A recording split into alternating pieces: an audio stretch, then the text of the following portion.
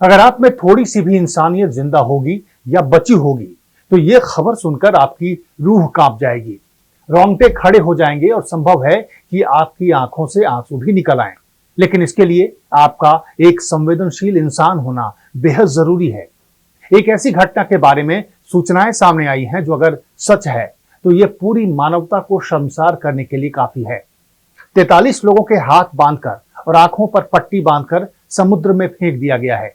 इसमें 15 साल की मासूम बच्ची से लेकर 60 साल के बुजुर्ग भी शामिल हैं और कई लोग तो कैंसर जैसी गंभीर बीमारियों से जूझ रहे थे। नमस्कार, मैं हूं राकेश और आप देख रहे हैं पॉइंट ऑफ व्यू।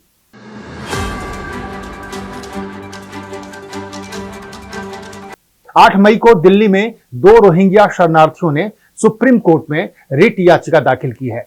इस याचिका में आरोप लगाया गया है कि रोहिंग्या शरणार्थियों के उनके समूह से कुछ लोगों को, तकरीबन 43 लोगों को दिल्ली पुलिस ने बायोमेट्रिक डेटा कलेक्ट करने का बहाना बनाकर लेकर साथ चले गए। उन शरणार्थियों को पुलिस वैन और बस में बिठाकर ले जाया गया।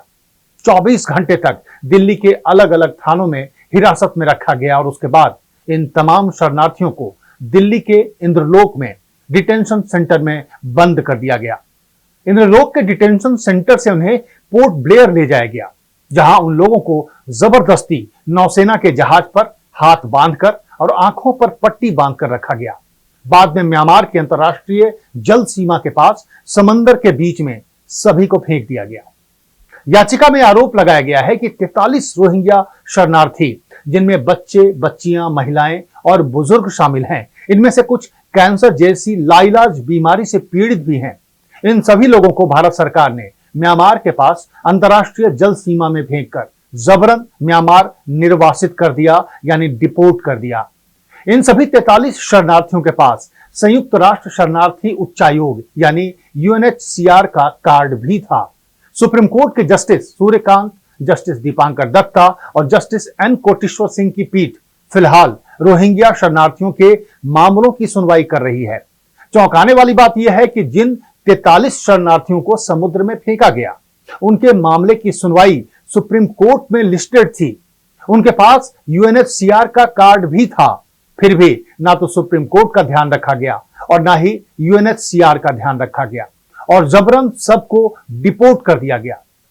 सुप्रीम कोर्ट में मामला लिस्टेड होने के बावजूद दिल्ली पुलिस ने उन्हें हिरासत में लिया और डिपोर्ट कर दिया। ये अपने आप में एक संगीन मामला है। अब देश का एक वर्ग ये कह सकता है कि रोहिंग्याओं से क्या सहानुभूति रखना, वो तो देश पर बोझ होते हैं और इसीलिए उनको तो डिपोर्ट कर ही देना चाहिए। लेकिन यहां पर एक बात पर ध्यान देना बेहद जरूरी है। घुसपैठिए और शरणार्थी में अंतर होता है। जिन लोगों को समुद्र में फेंक दिया गया वो लोग घुसपैठिए नहीं बल्कि शरणार्थी थे। यूएनएचसीआर से उन्हें मान्यता मिली हुई थी। ऐसी स्थिति में तय मानकों के आधार पर उन्हें डिपोर्ट करना चाहिए था और उनमें सारे मुस्लिम ही नहीं, कुछ ईसाई भी थे। सुप्रीम कोर्ट में मामला था तो सुप्रीम कोर्ट के फैसले का इंतजार कर लेना चाहिए था।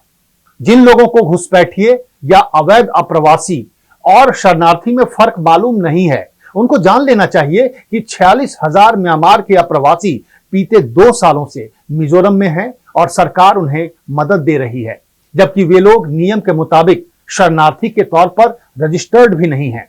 इसके अलावा तिब्बती, नेपाली, पाकिस्तान और बांग्लादेश से आए हिंदू भी लगभग 1 करोड़ के करीब हैं और यह जानकारी सरकार को भी है।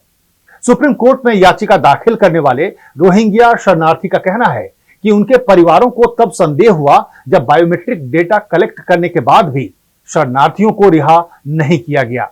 इसके बजाय उन्हें एयरपोर्ट ले जाया गया, जहां से अंडमान के पोर्ट ब्लेयर पहुंचा दिया गया और इसके बाद उन्हें जबरदस्ती नौसेना के जहाजों पर चढ़ा दिया गया। इस दौरान उन सभी शरणार्थियों के हाथ बांध दिए गए और आंखों पर पट्टी बांध दी गई और पूरी यात्रा के दौरान हाथ और आंख बंधे रहे। 15 साल की उम्र के बच्चे, बच्चियों, 60 से 65 साल के बुजुर्ग और कैंसर पीड़ित लोगों को उनकी जान की परवाह किए बिना बीच समुद्र में छोड़ दिया गया। याचिका दायर करने वालों का कहना है कि हिरासत में लेने के बाद अधिकारियों ने उन 43 शरणार्थियों से पूछा था कि वो कहां जाना चाहते हैं, म्यांमार या फिर इंडोनेशिया। सभी 43 शरणार्थियों ने म्यांमार जाने से इनकार कर दिया।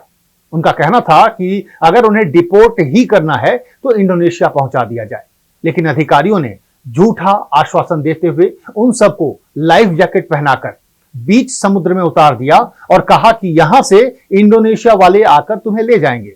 लेकिन बाद में उन्हें पता चला कि उन लोगों को म्यांमार की सीमा में पहुंचा दिया गया है, यानी वो वहां पहुंच गए जहां वो जाना नहीं चाहते थे। याचिका करने वालों ने सुप्रीम कोर्ट से मांग की है कि अदालत शरणार्थी रोहिंग्याओं का जबरन और गुप्त निर्वासन को असंवैधानिक घोषित करे और भारत सरकार को निर्देश दे कि जबरन डिपोर्ट किए गए रोहिंग्याओं को वापस दिल्ली लाने के लिए तुरंत कोई कदम उठाया जाए। यूएनएचसीआर कार्ड वाले शरणार्थियों को गिरफ्तार न किया जाए या उन्हें हिरासत में न लिया जाए। उनके साथ सम्मान और गरिमा के साथ व्यवहार हो और यह सुनिश्चित हो कि किसी भी तरह से उनके मानवाधिकारों का उल्लंघन न हो। याचिकाकर्ताओं का कहना है कि यह जबरन और गुप्त निष्कासन संविधान और न्यायिक सिद्धांतों का पूरी तरह से उल्लंघन है, विशेष रूप से नॉन रिफॉल्वमेंट सिद्धांत का, जो ऐसे शरणार्थियों को उनके देश वापस भेजने से रोकता है जिन्हें वहां अपने देश में उत्पीड़न का खतरा हो। याचिका में कहा गया है कि भले ही भारत 1951 के संयुक्त राष्ट्र शरणार्थी सम्मेलन का हिस्सा नहीं है, लेकिन नॉन रिफॉल्वमेंट के सिद्धांत को कई भारतीय न्यायिक निर्णयों में माना गया है। इस घटना ने भारत की अंतर्राष्ट्रीय छवि को नुकसान पहुंचाया है। अंतर्राष्ट्रीय मानवाधिकार आयोग यूएनएचआरसी ने भी इस मामले को उठाया है और सरकार से, यानी भारत सरकार से जवाब मांगा है। इसके अलावा यूएनएचआरसी खुद भी मामले की तहकीकात कर रहा है। ऐसे में इस खबर पर, इस सूचना पर संदेह नहीं किया जा सकता, खासकर तब जब सुप्रीम कोर्ट ने कोई याचिका सुनवाई के लिए एक्सेप्ट कर ली हो।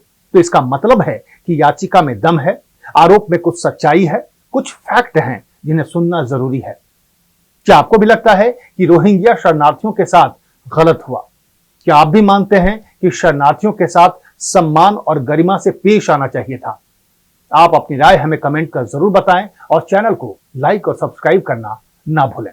नमस्कार।